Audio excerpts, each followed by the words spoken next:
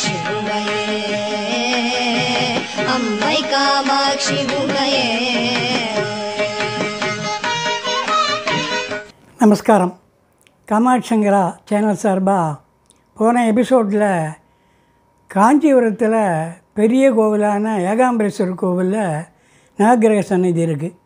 அதே மாதிரி குமரகோட்டங்கிற சுப்பிரமணிய சுவாமி கோவிலையும் நவகிரக சந்நிதி இருக்குது. காமாட்சி கோவில் கிட்டே இருக்கக்கூடிய ஒரு சின்ன பிள்ளையார் கோவிலில் கூட நவகிரக சந்நிதி இருக்குது. ஆனால் காமாட்சியம்பாள் கோவிலில் மட்டும் நவகிரக சந்நிதி இல்லை. ஏன் அப்படிங்கிறதுக்கான காரணத்தை விளக்கமாக போன எபிசோடில் பார்த்தோம். இப்போ இந்த எபிசோடில் மகாபிரிவா என்ன சொல்கிறா, நாமெல்லாம் நிறைய விஷயங்களை படிக்கிறோம், மேல்நாட்டை பற்றி படிக்கிறோம், மேல்நாட்டு ஹிஸ்டரியை பற்றியெல்லாம் படிக்கிறோம். ஆனால் நம்ம தேசத்தில் யுக யுகாந்தரமாக இருந்த தர்மங்கள்லாம் நம்மக்கிட்டேருந்து கொஞ்சம் கொஞ்சமாக விலகி போகிறது. அதை பற்றி நாம் பெரிய சிரத்தை எடுத்துக்கிறதோடு மட்டும் இல்லை, அது பேர் கூட நிறைய பேருக்கு இப்போ தெரிய மாட்டேங்கிறது அப்படின்னு சொல்லிவிட்டு சில விஷயங்களை நம்ம கட்டாயம் தெரிஞ்சுக்கணும், சிலதை கட்டாயம் செய்யணும், கடைப்பிடிக்கணுங்கிறா. அப்படி அவள் சொல்லக்கூடியது தான் வைஸ்வ தேவம் அப்படிங்கிறதும் அது சம்பந்தமான ஒரு பலி ஒன்று. அந்த பலி எல்லாருமே போடணும். பூத பலி அப்படின்னு பேர். அந்த பலி நம்ம எல்லாராலையும் போடக்கூடியது. அதை நம்ம தொடர்ந்து பண்ணணும் அப்படின்னு சொல்லிட்டு சொல்கிறா. அது என்ன சமாச்சாரங்கிறது தான் இந்த எபிசோடில் நம்ம பார்க்க போகிறோம். அதுக்கு முன்னால் நான் வழக்கமாக கேட்குறேன், கேள்வியை கேட்குறேன். சாகபட்சினி மாம்சபட்சினி அப்படியெல்லாம் நம்ம படிச்சிருக்கோம் இல்லையா? அதாவது மிருகங்களில் கூட மாம்சம் சாப்பிடாது இருக்கக்கூடியதுன்னு. அப்படி சாகபட்சினியாக இருக்கக்கூடிய மிருகம் எது? இதுதான் கேள்வி. இதுக்கான பதிலை எபிசோடு முடிவில் சொல்கிறேன். சரியாக இருக்கா பார்த்துங்கோ. இப்போ எபிசோடுக்குள்ளே நம்ம போகலாம். மகாபிரிவா என்ன சொல்கிறா, நம்மளுடைய தர்மங்கள் யுகாந்தரமாக கடைப்பிடிக்கப்பட்ட தர்மங்கள் நம்மக்கிட்டேருந்து கொஞ்சம் கொஞ்சமாக நழுவி போயிட்டே இருக்குது. அதை பற்றி தெரிஞ்சுக்கணும். அதை நம்ம முடிஞ்சவரை கடைப்பிடிக்கக்கூடியதை கடைப்பிடிக்கணும் அப்படின்னு சொல்லிவிட்டு அதுக்கு சில விஷயங்களை சொல்கிறா. அது காரணமான சில சம்பவங்கள். சைவ உணவுன்னு சொல்லக்கூடிய வெஜிடேரியங்கிறோம் இல்லையா? அதில் நமக்கு என்னன்னா சைவ உணவு சாப்பிட்றதுனால ஒரு சாத்வீக குணம் ஏற்படும். நமக்கு எல்லாருக்குமே நல்லது. இப்போ உலகத்தில் நிறையா கண்ட்ரியிலேயே சைவ உணவத்தை ஏற்றுக்க ஆரம்பிச்சுட்டா. ஆனால் மாம்ச உணவுன்னு சொல்லக்கூடிய அசைவம் சாப்பிடக்கூடியவா நம்மக்கிட்ட என்ன சொல்கிறான்னா, நீங்கள் சைவ உணவு சாப்பிட்றீங்க, நாங்கள்லாம் உயிர் பலி பண்ணுறோன்னு சொல்கிறீங்க, நீங்கள் கூட தான் உயிர் பலி பண்ணுறீங்க. நீங்கள் சாப்பிடக்கூடிய அந்த சைவ ஆகாரத்தெல்லாம் கூட எல்லா விதமான பயிர்களுக்கும் உயிர் இருக்குதுன்னு விஞ்ஞானத்தில் கண்டுபிடிச்சிருக்கா. அதனால் நாங்கள் மட்டும்தான் ஆடு, கோழி, புறா இதெல்லாம் உயிர் பலி கொடுத்து சாப்பிட்றோன்னு அர்த்தம் இல்லை. நீங்கள் சாப்பிட்ற காய்கறிகள்லாம் உயிர் பலி கொடுத்து தான் சாப்பிட்றீங்க அப்படின்னு நம்மளை பார்த்து சொல்கிறா. அது அவள் சொல்கிறதுல நியாயம் இருக்குது, இல்லைன்னு சொல்ல முடியாது. ஏன்னா விஞ்ஞான ரீதியாகவும் நமக்கு ஏற்கனவே நம்ம முன்னோர்கள் சொன்னதும் ஜீவராசிகள்ன்றது இந்த பயிர் பச்சைகள்லாம் கூட இருக்குது. எல்லாத்துலேயுமே ஜீவன் உண்டு. ஆனால் அதில் நம்ம என்ன சொல்லி சந்தோஷப்பட்டுக்கலான்னு கேட்டால், நாம் அவள் பண்ணக்கூடிய அளவுக்கு மிருக இம்சையோ அதனால் அந்த மிருகங்கள் படக்கூடிய துன்பமோ இந்த காய்கறியில் கிடையாது. மரத்தில் பழம் பழுத்த உடனே அதை பறிச்சுடுறோம், இல்லைன்னா கீழே அழுகி போயிட போகிறது. கத்திரிக்காய், வெண்டைக்காயெல்லாம் செடியிலேருந்து நம்ம கிள்ளும்போது அதுக்கு லேசாக வலி இருக்க தான் இருக்கும். ஆனால் இதை அதோடு கம்பேர் பண்ணாக்க, மாம்ச உணவோட மிருகங்களை இம்சை பண்ணி சாப்பிட்றதோடு கம்பேர் பண்ணால் இது ரொம்பவும் குறைவாக தான் இருக்கும். அதை சொல்லி நம்ம திருப்திப்பட்டுக்கலாம், சந்தோஷப்பட்டுக்கலாம். அது வாஸ்தவம்தான்.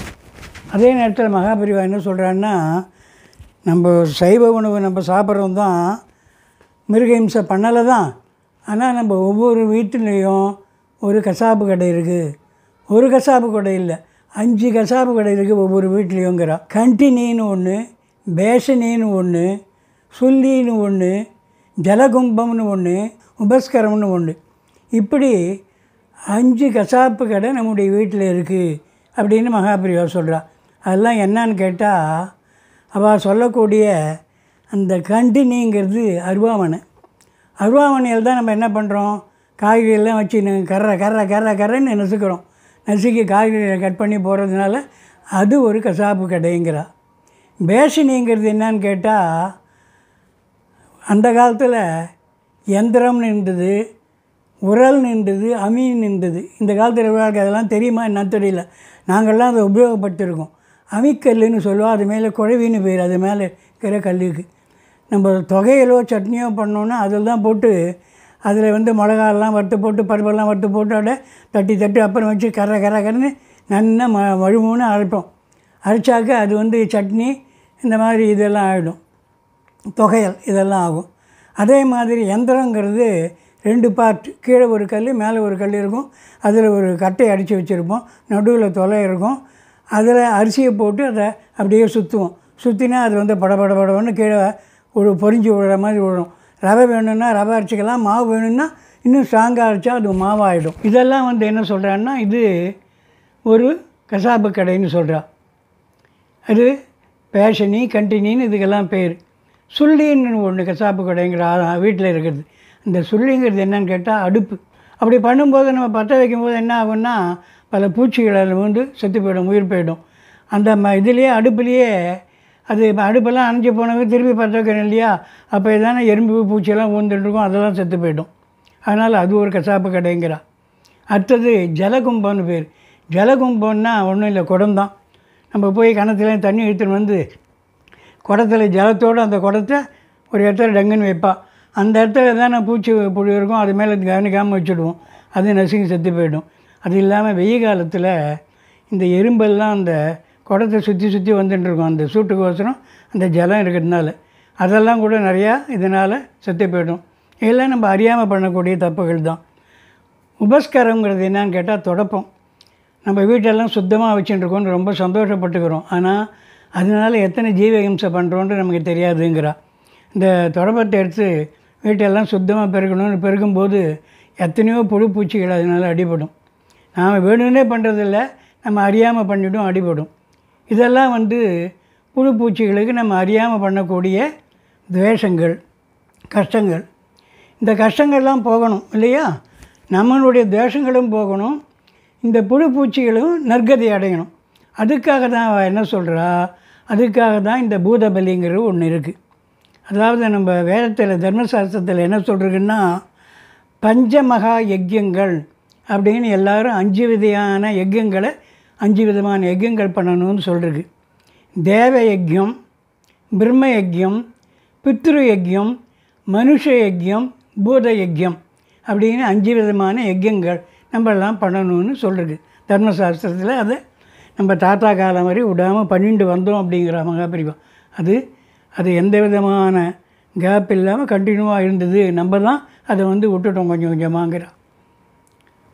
அதில் வந்து தேவ யஜ்யம் அப்படின்னு சொன்னாக்க என்னன்னு கேட்டாக்க, காத்தால் எழுந்து ஸ்நானம் பண்ணிவிட்டு நம்ம ஹோமம் பண்ணணும். அந்த காலத்தில் அந்த வழக்கம் உண்டு. ஹோமம் பண்ணுறது, அப்புறம் பூஜை பண்ணுறது, இதுதான் தேவ யஜ்யம் அப்படின்னு பேர் இதுக்கு. பிரம்ம யஜ்யம் அப்படின்னா என்னென்னா, எல்லாருமே பிரம்மன் சத்திரிய வைசுவா எல்லாருக்குமே உபநயனம் உண்டு. அவளுக்கு வந்து வேதங்கள் படிக்கணும். எல்லாருமே வேதம் படிச்சுருந்தா அந்த காலத்தில். பாடசாலை உண்டு அவளுக்கெல்லாம் எல்லாருக்குமே. அந்தபடி வேதம் ஓதுதல், வேதம் ஓதுவித்தல். நம்ம வேதம் படிக்கிறது பத்தியாருக்கு சொல்லிக் கொடுக்கணும். அதுக்கு தான் வந்து பிரம்ம யஜ்யம்னு பேர். பித்ரு யஜ்யம் நமக்கு எல்லாமே தெரியும். ஸ்ராத்தம் பண்ணுறது, தர்ப்பணம் பண்ணுறது, இதெல்லாம் பித்ருக்களை திருத்தி பண்ணுறதுக்கு பித்ரு யஜ்யம்னு பேர். அப்புறம் மனுஷ யஜ்யம்னு இருக்குது. மனுஷ யஜ்யம்னு என்னன்னு கேட்டால், நம்ம வீட்டுக்கு விருந்தாளிகள் வந்தால் அதிதி தேவோ பவான்னு சொல்கிறது இல்லையா? கிருஷ்ண யஜுர்வேதத்தில் தைத்திரிய உபனிஷத்தில் வருது அதிதி தேவோ பவான்ற வாசகம்.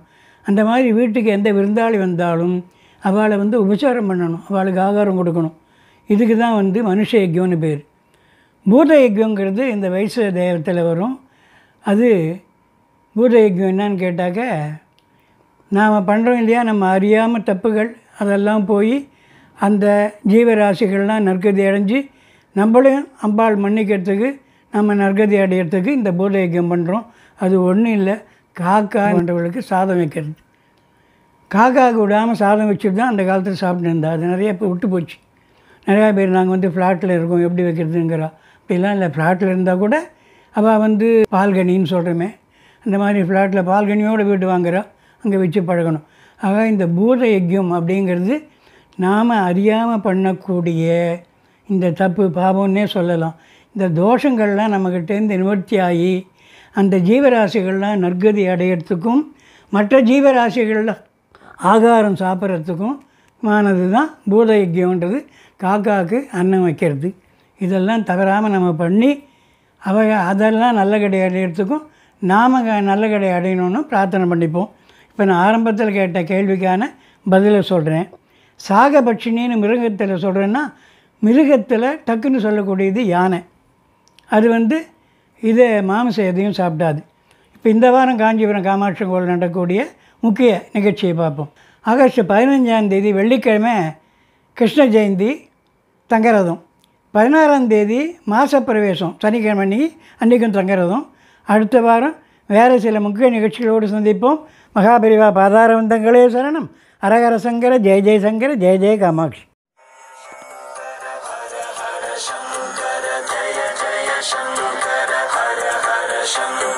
जय जय